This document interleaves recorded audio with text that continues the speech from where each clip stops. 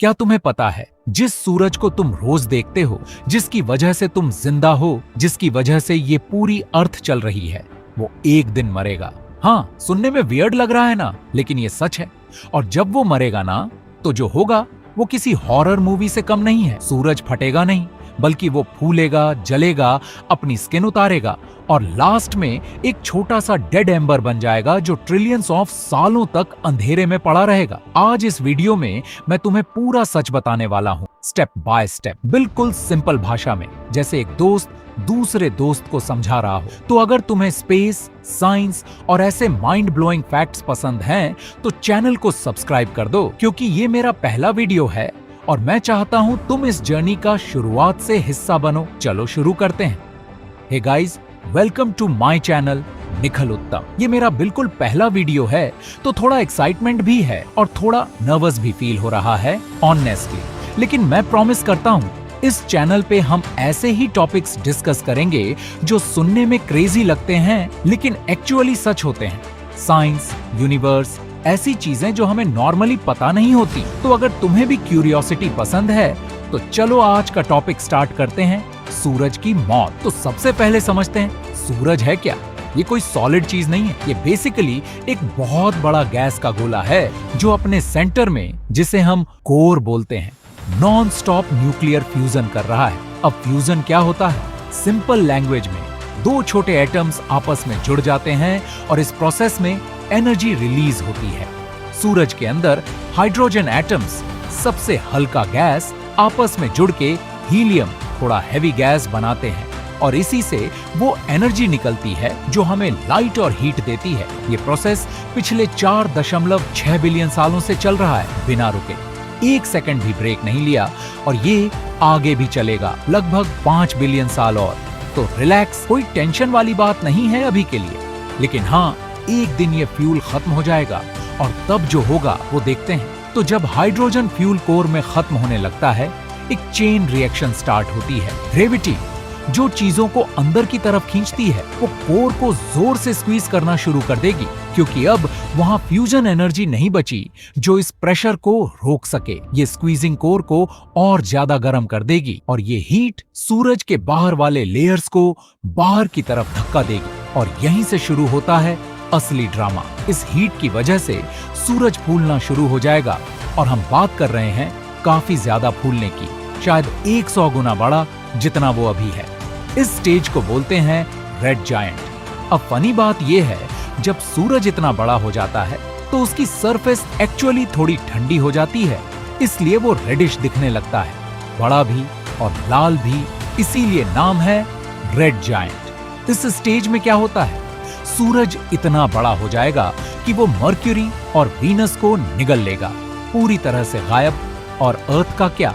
यहाँ साइंटिस्ट्स में भी थोड़ा कंफ्यूजन है। कुछ कहते हैं अर्थ भी निगल लिया जाएगा, कुछ कहते हैं शायद बच जाए, लेकिन इतना जल जाएगा कि कोई जिंदा नहीं रहेगा। किसी भी तरह से उस वक्त तक हमें ऑलरेडी कहीं और शिफ्ट हो जाना चाहिए था, अगर हम तब तक जिंदा हैं तो। अब यहाँ एक ट्विस्ट आता है जो मुझे बहुत इंटरेस्टिंग लगता है। जब कोर इतना स्क्वीज हो जाता है कि उसका टेम्परेचर 100 मिलियन डिग्री तक पहुंच जाता है, तब अचानक से एक नया फ्यूल जलना शुरू हो जाता है, हीलियम। साइंटिस्ट्स इस सडन इवेंट को बोलते हैं हीलियम फ्लैश। सोचो ऐसे, सूरज का पहला फ्यूल टैंक हाइड्रोजन खत्म हो गया और उसे पता चलता है कि उसके पास एक बैकअप टैंक भी है जो उसने कभी यूज ही नहीं किया था, और वो अचानक से जल उठता है। ये सूरज को थोड़ा सा और टाइम दे देता है, लेकिन ये फेज ज्यादा लंबा नहीं चलता, सिर्फ कुछ करोड़ साल, जो स्पेस के हिसाब से बहुत कम टाइम है। अब जब ये बैकअप फ्यूल भी खत्म हो जाता है, सूरज अनस्टेबल होने लगता है और अब वो अपनी आउटर लेयर्स को स्पेस में फेंक देता है, जैसे कोई अपनी स्किन उतार रहा हो या स्मोक रिंग्स छोड़ रहा हो। ये जो गैस और डस्ट बाहर निकलता है, वो एक ग्लोइंग क्लाउड बना देता है सूरज के अराउंड, जिसे बोलते हैं प्लैनेटरी नेबुला। अब नाम सुन के कंफ्यूज मत होना, इसका प्लैनेट्स से कोई लेना देना नहीं है। पुराने एस्ट्रोनॉमर्स, जब उनके पास छोटे टेलीस्कोप्स थे, उन्हें ये क्लाउड्स गोल गोल दिखते थे जैसे प्लैनेट्स, इसलिए उन्होंने यह नाम दे दिया। बाकी इसका एक्चुअल प्लैनेट्स से जीरो कनेक्शन है।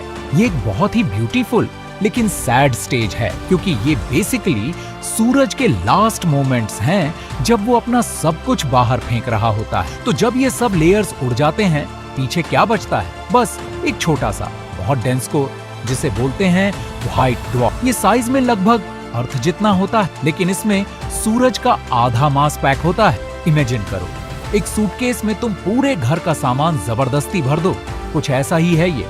अब इसमें कोई फ्यूल नहीं बचा, कोई फ्यूजन नहीं हो रहा, ये बस वहीं पड़ा रहेगा और धीरे धीरे अपनी हीट खोता रहेगा। और ये कूलिंग प्रोसेस इतनी स्लो है कि इसके लिए ट्रिलियंस ऑफ साल चाहिए। इतना टाइम कि अभी तक यूनिवर्स में भी इतना टाइम नहीं गुजरा है। इसलिए साइंटिस्ट्स कहते हैं कि अभी तक कोई भी स्टार पूरी तरह कोल्ड नहीं हुआ है, जिसे वो बोलते हैं ब्लैक ड्वार्फ। एक लास्ट चीज, क्या सूरज एक्सप्लोड होगा जैसे मूवीज में दिखाते हैं? नहीं, बिल्कुल नहीं। वो एक्सप्लोजन जो हम सुपरनोवा बोलते हैं, वो सिर्फ बहुत ज्यादा बड़े स्टार्स के साथ होता है, जो सूरज से 8 गुना या उससे ज्यादा हैवी होते हैं। हमारा सूरज उतना बड़ा नहीं है, तो उसकी डेथ पीसफुल होगी, कोई बड़ा धमाका नहीं, बस धीरे धीरे फेड आउट, काफी शांत तरीके से खत्म होगा सब कुछ। लेकिन रिलैक्स, ये सब होने में अभी 5 बिलियन साल बाकी हैं। तब तक तुम और मैं, हम दोनों का कोई वजूद नहीं होगा, तो टेंशन मत लो। अगर तुम्हें ये वीडियो पसंद आया और अगर तुम्हें ऐसे ही माइंड ब्लोइंग सिंपल लैंग्वेज में समझाए हुए फैक्ट्स पसंद हैं, तो प्लीज सब्सक्राइब कर दो, क्योंकि ये मेरा पहला वीडियो है इस चैनल पे और मैं चाहता हूं तुम शुरुआत से ही इस जर्नी का हिस्सा बनो। लाइक करो, कमेंट में बताओ कि अगला टॉपिक क्या होना चाहिए और मिलते हैं अगली वीडियो में। मैं हूं निखिल उत्तम और ये था हमारा पहला एपिसोड। Bye bye.